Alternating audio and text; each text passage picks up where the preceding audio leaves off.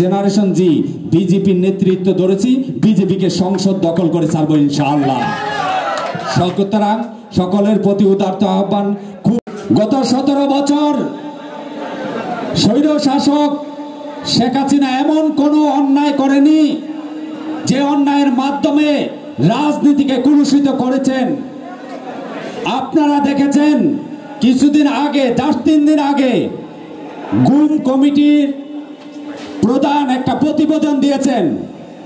মানুষকে কিভাবে গুম করা হতো, লাশকে বস্তায় বেঁধে নদীতে ফেলে দেওয়া হতো, ঢাকার লাশকে কাঞ্চন ব্রিজ থেকে সিমেন্টের বস্তায় বেঁধে অথবা কাশপুর ব্রিজ থেকে বেঁধে ফেলে দেওয়া হতো,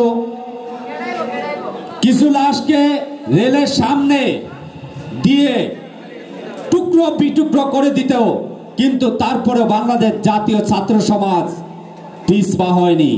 17 বছরের শেখ হাসিনাকে বুদ্ধাঙ্গুল দেখিয়ে রাস্তায় বলেছে কত রক্ত নিবি নে, তারপরে গদি ছাড়, কত রক্ত নিবি নে, তারপরে গদি ছাড়, তোকে গদি ছাড়তে বাধ্য করবই এবং করেছে ইনশাআল্লাহ।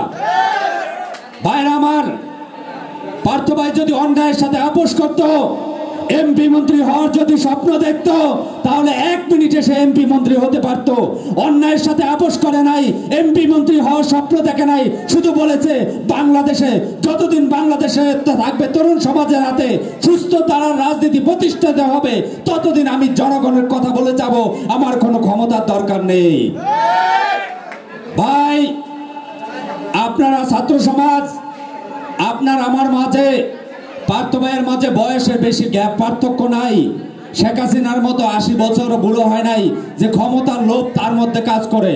তার মধ্যে একটাই কাজ করে, দেশের সুস্থ ধারার রাজনীতি প্রতিষ্ঠা করতে হবে, ভালো মানুষকে রাজনীতিতে আনতে হবে ইনশাআল্লাহ।